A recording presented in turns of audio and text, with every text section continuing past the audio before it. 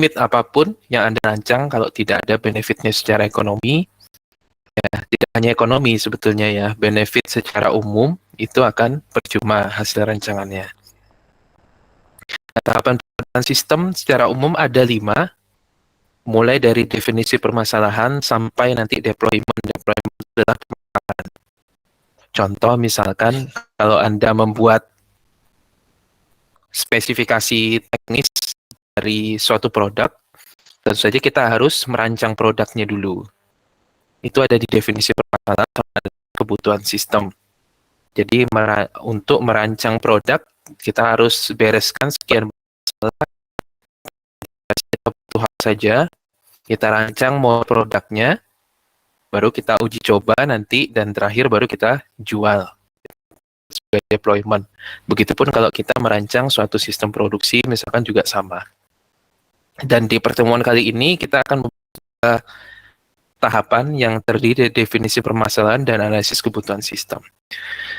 Terkait definisi permasalahan sisteman, ada beberapa hal yang perlu Anda pertimbangkan, meskipun sebetulnya ini minimum, ya, Anda bisa kembangkan sendiri nanti. Yang pertama, sebelum Anda bisa mendefinisikan permasalahan kesisteman itu hal yang wajib Anda harus tahu masalah dan akar masalah, serta dengan efektif dan efisien. Ya, itu sangat sangat urgent diketahui di awal sebelum kita menyusun suatu solusi. Nah, kebanyakan mahasiswa tidak mendefinisikan masalah itu secara lebih terukur. Suatu industri masih menggunakan pendekatan manual, Pak, gitu. Dia mencatat keluar masuk barang manual, mencatat apa yang diproduksi secara manual. Ya, there is no problem with manual method. Hal yang salah dengan metode yang manual itu, gitu. Yang perlu Anda identifikasi adalah sebetulnya efektif dan efisiennya, gitu. Nah, konsekuensinya apa, kompleksitasnya seperti apa, 6 elemen masalah, stakeholder, sama boundary. Biar ini lebih konkret, saya kasih contoh by case. Contoh, di sini saya sudah ya dari yang saya ajarkan di kelas sebelumnya. Jadi kalau kita lihat bahwa masalah itu adalah segala sesuatu yang menghambat tujuan kita. Sehingga untuk tahu dia masalah atau bukan, maka hal yang wajib bagi Anda untuk mendefinisikan, ya. Kenapa nih? Kenapa share screen tiba-tiba berhenti nih?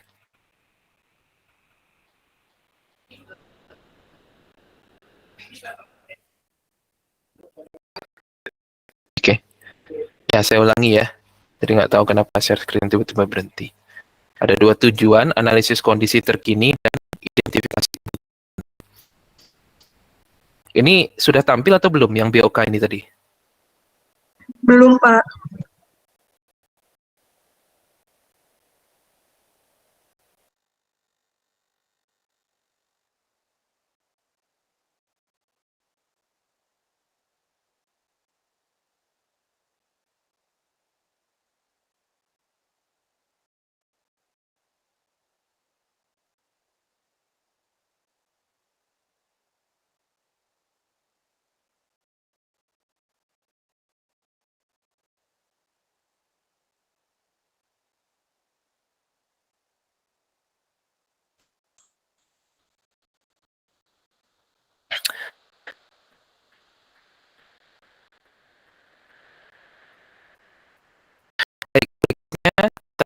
Dan tahapan pemodelan sistem seperti yang saya sampaikan tadi, di pertemuan kali ini kita akan bahas 2 ini, yaitu definisi permasalahan dan analisis kebutuhan sistem, di mana definisi permasalahan itu ada setidaknya 6 pekerjaan yang mesti Anda lakukan.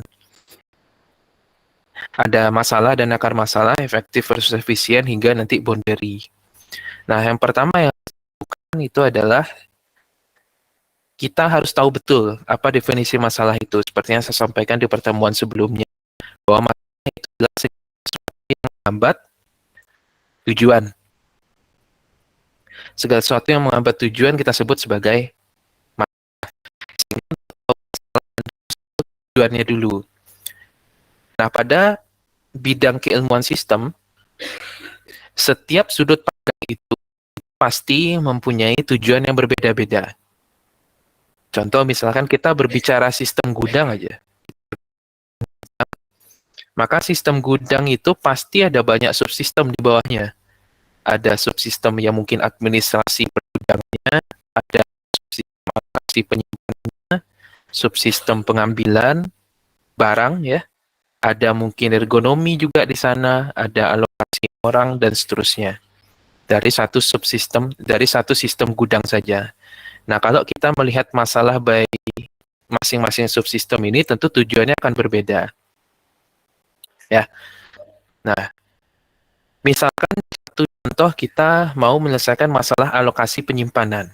Ya, pada sistem alokasi penyimpanan ini kita mau menyelesaikan di subsistem ini, di bagian alokasi penyimpanan.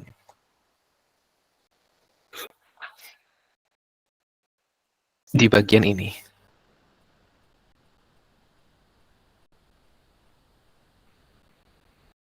Ya. Nah, kalau kita lihat alokasi penyimpanan, maka alokasi penyimpanan itu tujuannya adalah memberikan aturan, kalau kita lihat memberikan aturan penyimpanan. Yang pertama aman produknya, yang kedua bisa diambil secepat mungkin, yang ketiga operator mengetahui di mana suatu produk harus disimpan, seperti itu. Nah, aturan ini tentu saja aturan harus disimpan. Nah, ketika kita punya tujuan ini, baru kita bisa mendefinisikan masalah. Ya, mendefinisikan masalah nantinya gitu. Nah, kalau kita lihat tujuan, bahwa tujuan dari alokasi penyimpanan adalah memberikan aturan penyimpanan agar operator mengetahui di mana suatu produk harus disimpan. Ya. Nah, untuk mencapai tujuan ini kita harus menyelesaikan beberapa masalah. Yang pertama itu misalkan itu terkait dengan misalkan di mana produk harus disimpan. Harus disimpan ya.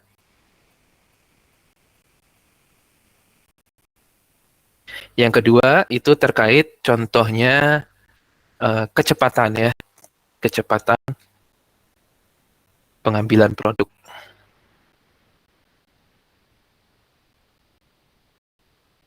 Nah, kalau Anda lihat bahwa indikator kriteria aman secepat mungkin sama operator mengetahui di mana suatu produk harus disimpan, ini masih yang kita sebut itu sifatnya itu tidak terukur atau normatif. Nah, kita harus mendefinisikan ini dulu. Definisikan ini dulu agar kita bisa sebut dia sebagai suatu masalah. Ya, contoh misalkan, aman yang dimaksud itu apa? Jadi memberikan aturan penyimpanan agar aman. Oh, ternyata aman yang dimaksud di situ adalah laju kerusakan, misalkan laju kerusakan produk itu kurang dari 1%.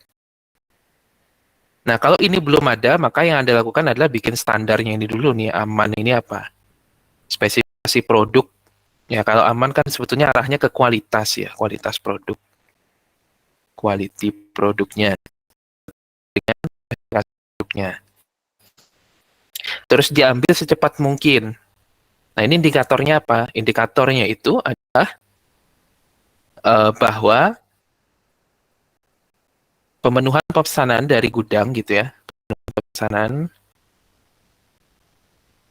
itu standarnya misalkan kurang dari 1 jam, misalkan contohnya begitu ya.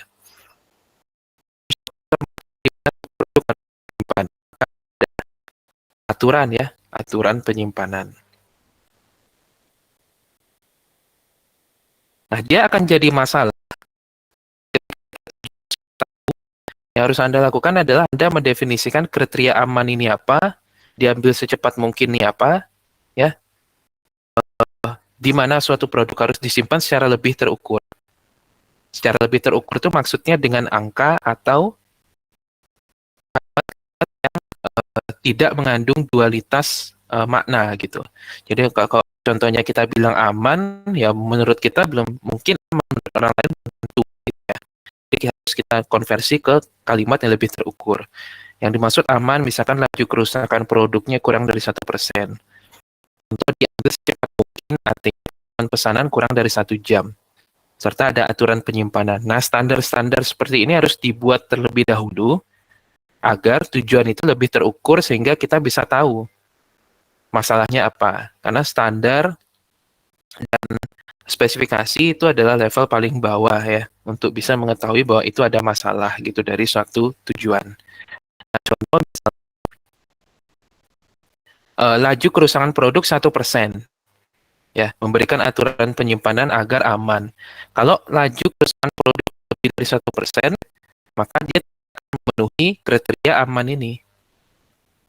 Sehingga akan menjadi apa? Masalah ya, masalah. Nah, gitu. Jadi tujuan itu harus terukur ya, terukur. Terus yang kedua, masalah. Ketika produknya itu lebih dari 1% laju kerusakannya, maka dia akan menjadi masalah. Nah, ketika dia menjadi masalah, elemennya itu ada 6. Pertama, siapa yang akan memutuskan masalah itu? Manajer gudang ya, manajer gudang. Terus, tujuannya apa? Objektif atau tujuannya apa? Ini decision maker ya. Siapa yang mengambil keputusan untuk menyelesaikan masalah itu? Terus, tujuannya apa? Kriterianya apa? Bahwa kriterianya tadi kita sudah tahu, laju kerusakan produknya harus kurang dari 1%. Sementara ini lebih dari 1%. Sehingga akan jadi masalah. Kriterianya harus kurang dari 1%. Sementara ini terjadi lebih dari 1%. Gitu. Kalau terkait dengan waktu, contohnya, di sini pemenuhan pesanan kurang dari 1 jam, misalkan. Ternyata waktunya itu lebih dari 1 jam. Sehingga itu jadi masalah. Jadi kriteria-kriteria yang terukur seperti ini harus didefinisikan. Berikutnya kinerja. Kinerja pencapaian tujuan ini bisa diukur dari mana? Yang pertama itu mungkin waktu pengambilannya, ya, laju defeknya itu bisa saja gitu. Bisa saja gitu ya. Bahkan kriteria keputusan ini, ya, aspek kriteria keputusan ini bisa kita masukkan ke kinerja. Contoh misalkan, maksimum penurunan mutunya itu 1%. Artinya kalau kita dapat 0,1% itu lebih bagus. Itu kan masuk ke kinerja ya. Nah, berikut alternatif. Untuk bisa mencapai tujuan ini, ya, untuk mencapai menyelesaikan masalah dalam rangka mencapai tujuan ini, itu alternatifnya apa saja? Contoh, mengatur pola tata letaknya, misalkan seperti itu. Terus penempatan produknya. Berikutnya mungkin memberi pelatihan kepada apa namanya, operator ya, operator agar dia bisa bekerja dan tidak menyebabkan defect ya, pada alternatifnya apa saja gitu. Terus konteksnya itu ada di mana gitu, yaitu di pergudangan contohnya gitu. Nah, ketika kita sudah tahu 6 elemen masalah ini, sudah kita definisikan, baru kita fishbone ya, baru kita fishbone nanti fishbone, atau mungkin Anda juga bisa pakai why analysis ataupun pakai analysis, itu juga bisa. Yang paling umum misalkan kita pakai fishbone aja. Misalkan ada masalah laju kerusakan produknya itu lebih dari 1%, di mana sesuai standar kerja itu kurang dari 1%. Nah, kita terjadi seperti itu, ya, lebih dari 1%, misalkan kita fishbone. Kenapa? Oh, karena mungkin kinerja pemasarannya sedang turun, yaitu di bawah 20%.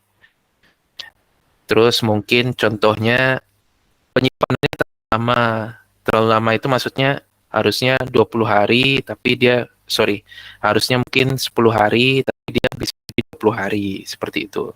Terus rata-rata perharinya itu, misalkan kita butuh transportasi, tapi ternyata truknya tidak tersedia, sehingga proses penyimpanan jadi lebih dari 10 hari di gudang gitu. Jadi menggunakan angka-angka terukur seperti itu yang perlu gitu ya. Nah, setelah akar masalahnya tahu, kita mau beresin yang mana nih? Oh, kita mau membereskan berapa jumlah truknya, misalkan. Nah, Anda analisis lagi 6 elemen masalah. Untuk menyelesaikan masalah jumlah truk, maka apa aja nih? Siapa yang akan memutuskan, ya, tujuannya apa saja, kriterianya apa saja, dan seterusnya, gitu. Jadi, baik dia masalah ataupun akar masalah, dia sebetulnya juga punya elemen yang 6 elemen ini juga sama. Oke, nah berikutnya contohnya kita sudah tahu bahwa kita akan membereskan masalah transportasinya, ketidaktersediaan truknya. Tahap selanjutnya apa yang kita lakukan? Tahap selanjutnya adalah kita melakukan yang kita sebut rich picture diagram. Nah, di rich picture diagram, sebelum masuk ke rich picture diagram, ada yang lupa saya jelaskan. Oke, terkait dengan stakeholders gitu ya. Setelah kita definisikan, oh kita sudah punya nih akar masalah yang mau kita bereskan dan kita kasih solusinya. Kita harus mendefinisikan yang kita sebut sebagai stakeholders-nya terlebih dahulu. Nah, stakeholders itu ada 4 ya kalau dalam pemodelan sistem. Mana dia? Oke, yang pertama itu adalah yang kita sebut sebagai the problem owners. The problem owner ini sederhana adalah setiap pemangku kepentingan yang ada pada organisasi yang tugasnya itu adalah mengambil keputusan. Jadi dia tugasnya mengambil keputusan karena dia yang punya masalah itu. Kalau masalah pergudangan, contohnya mungkin ya manajer gudang gitu misalkan. Nah, problem user itu adalah siapa yang menggunakan solusi. Contoh nih, problem memutuskan bahwa solusinya adalah X gitu. Nah, siapa yang akan mengeksekusi solusi itu? Siapa yang akan menggunakan solusi itu? Kalau manajer gudang, ada masalah misalkan di alokasi penyimpanan, terus dia memutuskan bahwa ada solusi aturan penyimpanan baru, maka yang mengeksekusi itu ya bisa jadi supervisor atau operator. Ya. Berikutnya ada problem customer. Problem customer adalah stakeholders yang menerima konsekuensi. Konsekuensi itu bisa positif, bisa negatif. Jadi dia bisa jadi beneficiaries atau victim. Jadi konsekuensi bagi dia bisa positif atau negatif. Contoh misalkan kalau kita di gudang lagi, balik di gudang, misalkan contoh kita ingin menambah operator. Ya, manajer gudang memutuskan akan menambah operator. Ya, yang mengeksekusi siapa? Yang mengeksekusi mungkin bisa jadi ini ya, bisa jadi mungkin contohnya itu HRD itu misalkan saya butuh operator nih ya. Saya butuh operator, tolong dong HRD rekrutkan gitu. Nanti Human Resource Development yang akan mengeksekusi itu gitu ya. Mengeksekusi itu bisa jadi, atau mungkin yang akan menggunakan solusinya itu bisa jadi si supervisornya, karena biasanya kan operator di bawah supervisor ya, supervisor. Jadi supervisor yang akan menggunakan operator itu. Nah, problem customer-nya siapa? Problem customer itu yang terdampak akibat operator tadi. Ya, jadi contoh misalkan kita ya, manajer gudang, contoh gitu ya. Manajer gudang mau merekrut operator baru. Operator baru totalnya itu misalkan 5 orang.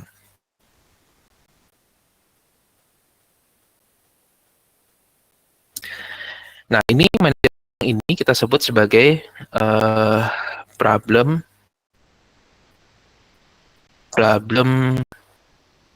owner ya. Atau kita bisa sebut juga dia sebagai decision maker. Nah, manajer gudang sebagai owner ingin merekrut operator baru 5 orang. Nanti yang akan menggunakan keputusan ini siapa? Misalnya supervisor gudang ya. Di mana supervisor gudang ini mungkin membawahi 5 orang operator gitu. Maka supervisor ini kita sebut sebagai problem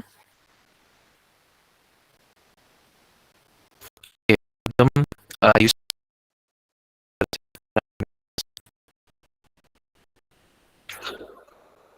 Nah, nanti customer-nya siapa? Customer itu adalah orang yang terdampak gitu ya. Terdampak terhadap apa namanya? Terhadap keputusan ini. Bisa jadi mungkin HRD atau misalkan keuangan ya. Keuangan perusahaan. Karena kalau kita merekrut operator baru, tentu kita harus HRD pasti nambah kerjaannya gitu ya. Keuangan perusahaan pasti akan terdampak gitu. Nah, ini disebut sebagai problem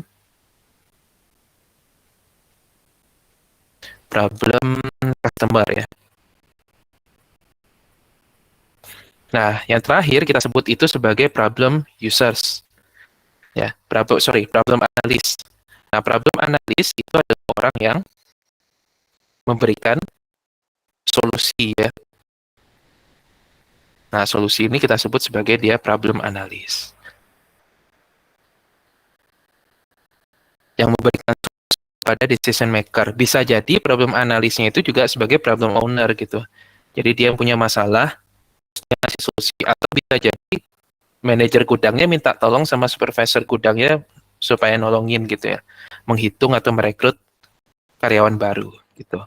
Itu disebut sebagai stakeholders. Nah, setelah stakeholders ini kita tahu, tahap berikutnya kita membuat diagram sederhana yang kita sebut ada di sini ada mind and rich picture diagram. Anda boleh pilih salah satu, gitu ya. Tapi saya sangat menyarankan Anda membuat rich picture diagram. Nah, di rich picture diagram, contohnya tadi kalau misalkan kita ingin merekrut karyawan di gudang, maka apa saja solusi-solusi dari misalkan kita kekurangan karyawan di gudang gitu. Nah, itu solusi-solusinya seperti apa gitu ya. Atau misalkan kita ingin menghitung gitu ya, menyelesaikan masalah kekurangan, akar masalahnya kekurangan truk transportasi. Nah, kalau kita menghitung truk transportasi, maka kompleksitasnya seperti apa nih? Gitu. Itu digambarkan di rich picture diagram. Nah, kalau di sini Anda bisa lihat contohnya, ada seorang ingin pergi ke kantor, dia punya 3 alternatif. Nah, 3 alternatifnya itu, dia bisa naik sepeda, dia bisa bawa kendaraan pribadi, dia bisa naik bus. Nah, ketika naik bus, maka dia akan pertimbangkan, dia butuh kos buat naik bus, mungkin juga waktunya lebih lama. Ya, lama naik bus, karena mungkin bus kan berhenti gitu ya, tiap sebentar berhenti, ya, tiap ada halte berhenti gitu misalkan. Nah, kalau kasusnya mungkin di Jakarta, misalkan kita ambil contoh gitu, mungkin juga ada challenge ya terkait kalau misalkan pada peak time gitu, ya tentu saja kita tidak dapat tempat duduk. Nah, sampai ke tempat kerja mungkin udah bisa kecapean. Nah, kalau naik mobil mungkin pribadi bisa lebih santai, lebih cepat gitu ya. Tapi bisa terjadi polusi. Terus contohnya Anda juga mungkin secara kesehatan kalau terus-terusan naik kendaraan tanpa exercise itu ini ya tidak baik. Ada juga mungkin kaitannya dengan bensin. Kalau misalkan naik sepeda, ya kalau hujan bagaimana gitu ya. Saya bisa lihat pemandangan. Nah, kalau kecelakaan misalkan tabrak mobil gimana gitu. Cuman saya bisa exercise gitu. Nah, ini pertimbangan-pertimbangan seperti ini yang perlu dilakukan ketika Anda ingin memutuskan gitu. Misalkan saya mau nambah karyawan, saya mau nambah truk misalkan gitu. Berapa jumlah truknya? Nah, itu harus digambarkan di picture diagram sehingga dari satu masalah Anda bisa melihatnya itu secara lebih holistik gitu. Pada setiap keputusan akan selalu ada risiko. Nah, dengan menggambarkan rich picture diagram, Anda sudah tahu terlebih dahulu risikonya apa. Itu sehingga bisa lebih siap ya. Dalam rich picture diagram ada 3 aspek, 3 komponen yang harus ada. Yang pertama itu adalah terkait tentang saya scroll dulu. Elemennya.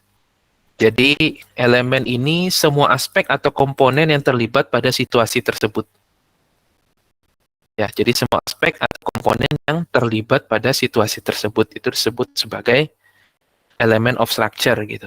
Contoh kalau kita akan menambah truk gitu misalkan, maka yang terlibat di situ tentu saja ada supirnya, nanti operatornya, terus ada mungkin bisa berpengaruh juga terhadap apa namanya keuangan perusahaan gitu ya.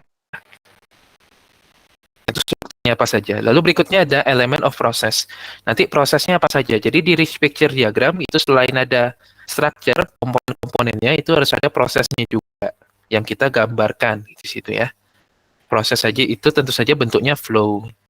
Lalu berikutnya adalah relationship atau hubungan antara satu objek dengan objek lainnya atau satu proses dengan proses lainnya. Itu harus ada di rich picture diagram.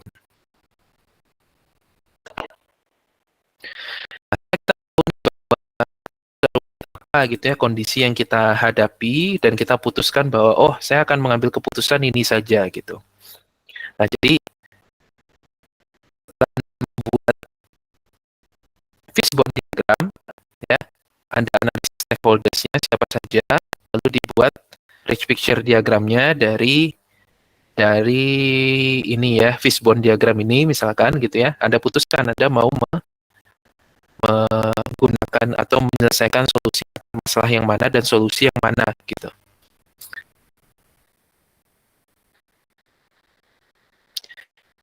Nah, begitu solusi, misalnya saya sudah memutuskan bahwa saya akan menyelesaikan akar masalah ini dengan pendekatan seperti ini. Contoh misalkan, kalau kita ingin menyelesaikan masalah alokasi penyimpanan gudang seperti tadi, maka pendekatannya itu kan bisa kita hitung ya dengan pendekatan tata letak bisa mungkin, atau dengan pendekatan sistem formasi dan data mining juga bisa. Ada beberapa pendekatan. Nah, ketika saya memutuskan, oh saya akan selesaikan dengan pendekatan alokasi tata letak berbasis misalkan apa namanya berbasis sistem informasi itu misalkan. Nah, tahap berikutnya adalah Anda merancang, baru ini masuk pada aspek prarancangannya. Ketika kita ingin mengusulkan desain untuk menyelesaikan masalah itu atau perbaikan untuk masalah itu, yang harus Anda lakukan sebelum Anda merancang itu adalah Anda butuh apa. Contoh kalau Anda mau merancang sistem informasinya, biar bisa tahu barang diletak di mana gitu misalkan. Maka Anda harus analisis dulu. Untuk merancang sistem informasi itu butuh apa saja. Gitu. Kalau kita lihat, nih tata letak gudang misalkan kita mau pakai sistem informasi. Tentu input yang kita butuhkan untuk membuat sistem informasi tersebut adalah jenis produknya apa, frekuensi pembeliannya bagaimana, posisi map gudangnya bagaimana, dan operatornya bagaimana. Itu ada input yang akan kita olah. Input kan segala sesuatu yang kita proses ya. Nah, prosesnya apa saja? Memasukkan barang ke area penyimpanan, perhitungan tata letak, aturan penyimpanan,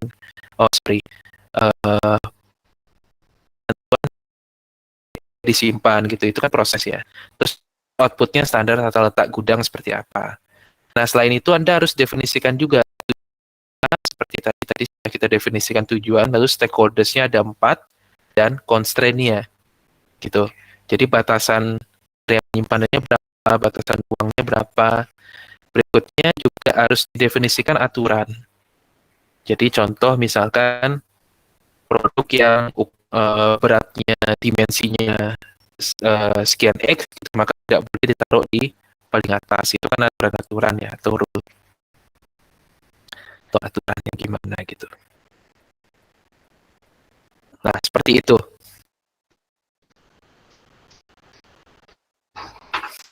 Oke, ada pertanyaan sampai sini?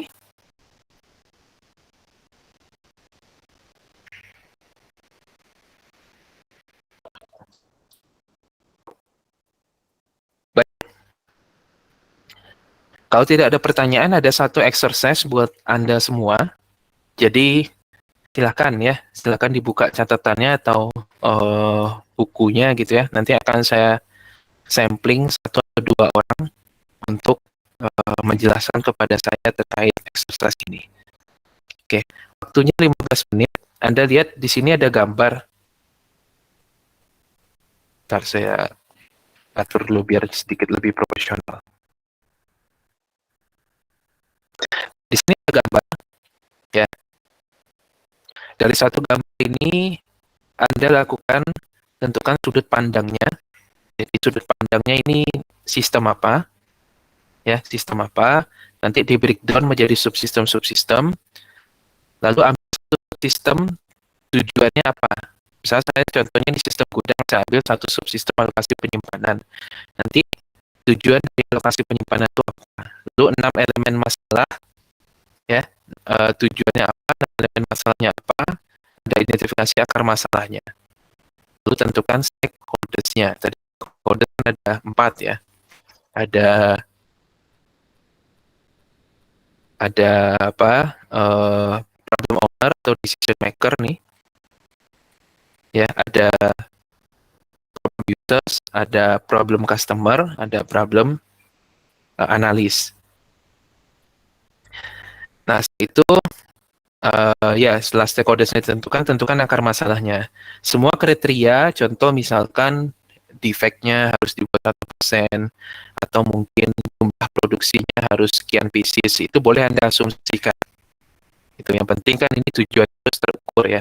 Boleh Anda asumsikan spesifikasi produk, laju defect, itu boleh Anda asumsikan gitu ya. Oke, waktunya 15 menit, berarti sampai 12 12.05 ya. Nanti setelah 12.05 kita diskusikan ini. Silakan. Kalau ada pertanyaan juga silakan.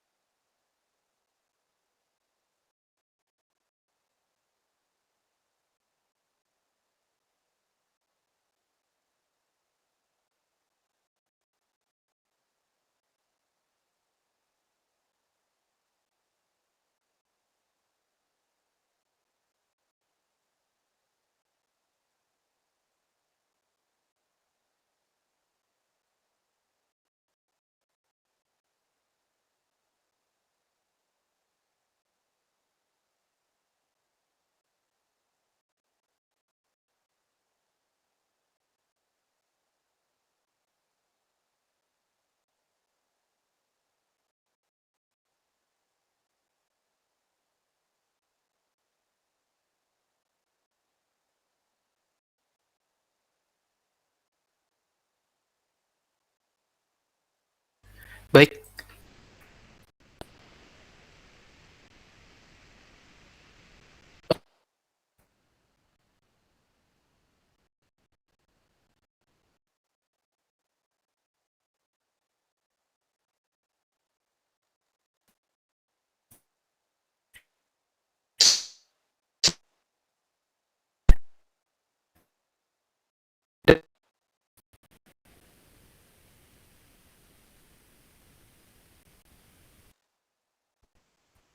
jenis apa orangnya?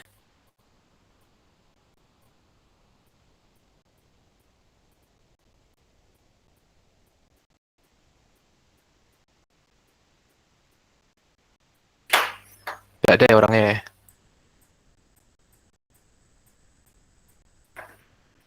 Oke, Jessica Putri Lamban Toruan.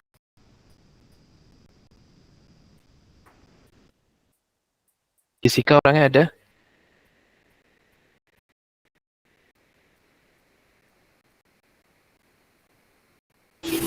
Ada, Pak. Ya, silakan.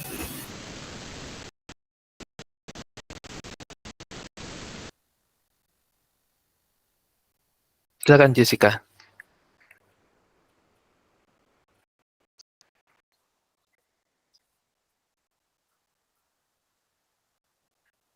Ayo, Iya, Pak.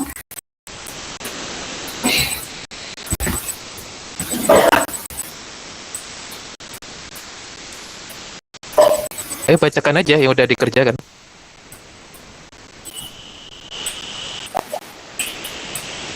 Jadi, sistem itu sistem produksi.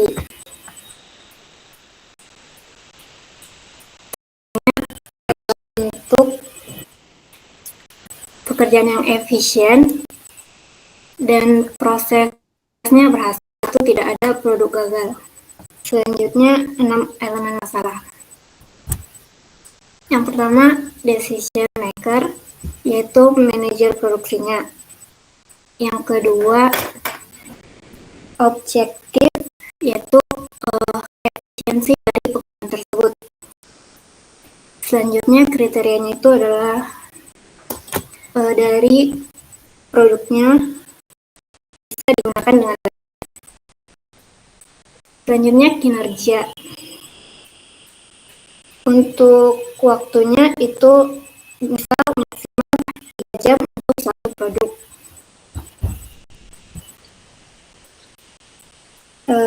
Laju defect 0,2%. Selanjutnya, alternatif menyusun tata letak kerja dan konteksnya itu produksi. Terus akar masalahnya? Akar masalahnya itu adalah kurangnya efisiensi.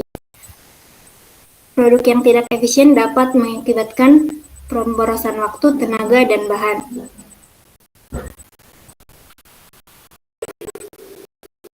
Baru itu sih, Pak, belum semua. Oke, gak apa-apa. Oke, makasih. Makasih. Selanjutnya, satu orang lagi. Siapa yang mau nih? Satu orang lagi. Siapa ya? Togar.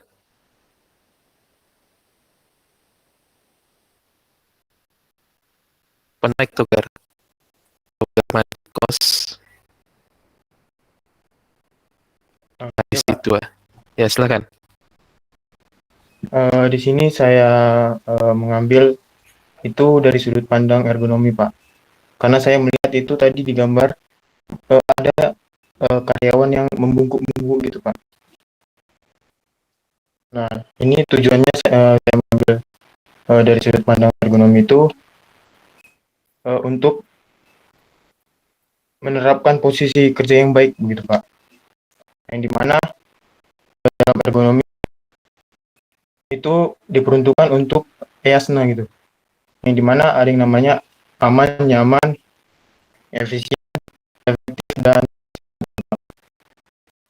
untuk nama masalahnya yang pertama decision maker-nya itu si karyawannya, si pekerja gitu. Nya objektif untuk menemukan posisi yang tepat bagi si selanjutnya itu adalah decision kriteria itu EASNA. Baru selanjutnya kinerjanya ke arah posisi pekerja yang tepat. Alternatifnya itu menerapkan posisi pekerja sesuai dengan EASNA. Untuk akar permasalahannya itu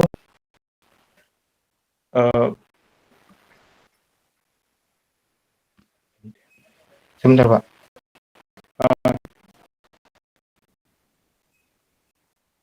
Banyaknya pekerja yang mengalami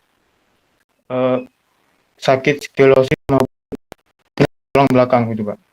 Cuman itu sih yang saya tahu dapat Pak. Oke, baik. Ya, dari dua case itu ada gini. Jadi kita tidak bisa mendefinisikan tujuan itu agar proses produksinya itu efisien. Tidak bisa mengambil sistem apa namanya nih, sistem pun sistem ergonomi. Kita nggak bisa agar produknya itu diproduksi lebih baik dan lebih efisien, itu nggak bisa ngomong kayak gitu ya. Jadi yang betul itu adalah kalau kita mengambil ergonomi itu kan tujuannya udah jelas tuh ya, EASNA. Tapi Anda harus definisikan dulu EASNA itu apa. Ya, apa yang dimaksud efektif dan efisien di EASNA gitu ya. Berikutnya, kalau kita berbicara sistem produksi, apakah betul sistem produksi itu memproduksi barang dengan lebih efisien? Tidak ya. Sistem produksi itu adalah tujuan utamanya memproduksi barang. Makanya ini pelajari lagi masing-masing. Sistem produksi itu memproduksi barang ya dengan tepat kualitas, tepat tempat, tepat waktu ya, tepat tempat, tepat waktu, tepat harga. Itu sistem produksi secara umumnya. Nah, kalau di ergonomi udah jelas, ergonomi tujuannya EASNA. Cuman Anda harus definisikan seperti yang saya sampaikan tadi itu. Kita nggak bisa nyebut agar proses produksinya itu efisien, agar proses produksinya itu efektif, agar menghasilkan barang lebih baik. Efektif dan baik itu tidak terukur. Gitu. Anda harus definisikan efisien yang dimaksud itu apa, efektif yang dimaksud sama yang dimaksud baik itu apa gitu. Begitu juga engineering gitu. Contoh misalkan agar produksi, apa sih yang dimaksud sebetulnya kalau kita memproduksi barang agar barang yang diproduksi itu baik gitu, menghasilkan kualitas yang baik gitu. Yang dimaksud mungkin sesuai produk gitu. Nah, Anda harus definisikan dulu tuh spesifikasi produk itu apa gitu. Ya. Lihat ini apa nih? Televisi ya. Ini sepertinya televisi produknya. Produknya televisi mungkin. Contoh tampilan layarnya sekian gitu. Terus tidak ada konsleting dan apa dan lain sebagainya. Itu spesifikasinya harus di sini saya sampaikan. Semua kriteria atau data boleh diasumsikan. Anda boleh aja ngasumsiin gini nih. Contoh saya mau pakai ergonomi gitu ya. Mau pakai sudut pandang ergonomi. Nah, ergonomi tujuannya kan ini, efektif, aman, sehat, nyaman, dan efisien. Apa yang maksud efektif? Efektif, agar dia bisa menghasilkan produk, rata-rata produk per shift-nya, per shift tenaga kerjanya itu misalkan 8 produk per orang, misal gitu ya. Itu disebut efektif. Aman gitu. Nah, standar aman ini bagaimana gitu? Sehat artinya kan dia tidak kena penyakit tuh.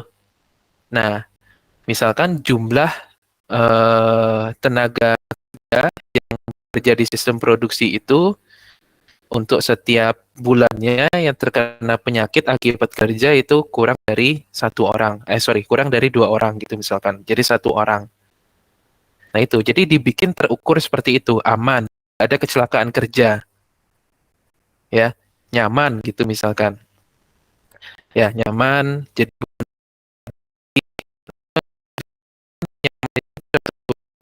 gitu. Beban kerja tidak berlebih harus dibikin tuh standarnya setiap orang, baru efisien. Efisien itu seperti apa?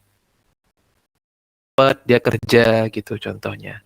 Itu. Jadi kalau kita menganalisis sistem, kita mendefinisikan tujuan, ini harus didefinisikan tuh. Kalau kita ngomong efisien, apa maksudnya efisien itu? Harus terukur. Kalau kita ngomong agar lebih baik, apa maksudnya lebih baik gitu. Kalau kita ngomong agar produknya itu bisa diproduksi dengan baik, ya itu tujuannya normatif. Itu yang saya sebut tujuannya itu normatif. Kita nggak akan punya tolak ukur terhadap tujuan kita sudah tercapai atau tidak gitu. Tapi kalau kita bilang yang baik sesuai spesifikasi, misalkan tuh yang sesuai spesifikasi di atas 99%. Contoh ya. Maka ketika di 99%, karena tujuannya spesifikasinya di atas 99% gitu. Nah gitu. Jadi kalau kita ngomong aman, makanya definisiin di sini yang dimaksud aman itu apa? Yaitu bahwa aman itu disebut laju kerusakannya produknya kurang dari 1% gitu. Terus diambil secepat mungkin. Ini kan nggak terukur. Artinya pesanan kurang dari 1 jam gitu. Nah kriteria-kriteria seperti itu yang harus didefinisikan saat kita mendefinisikan tujuan gitu ya. Kalau kriteria yang tidak ada bikin baru tuh bikin standar, bikin spesifikasinya gitu. Nah, ketika dia tidak sesuai dengan kriteria tujuannya, dia akan jadi masalah gitu ya. Jadi nanti dalam menganalisis itu jangan bilang efisien gitu, efisien, efektif, hanya itu saja atau lebih baik gitu ya. Tidak ada yang rusak dan seterusnya gitu. Jadi harus didefinisikan betul. Dimaksud baik itu apa, yang dimaksud efektif itu apa dengan angka yang lebih terukur. Sehingga kalau dia tidak mencapai standar itu, maka dia disebut masalah gitu ya.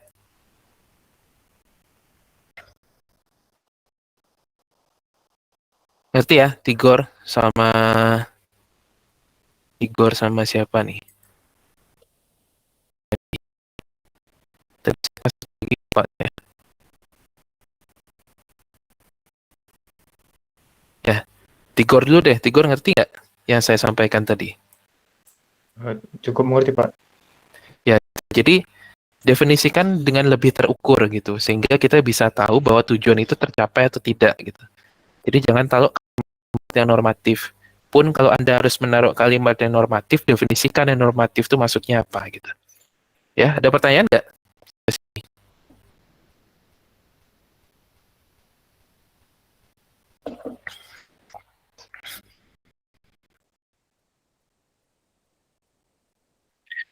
Baik, kalau tidak ada pertanyaan, materi kita cukup sampai di situ untuk tugas minggu lagi.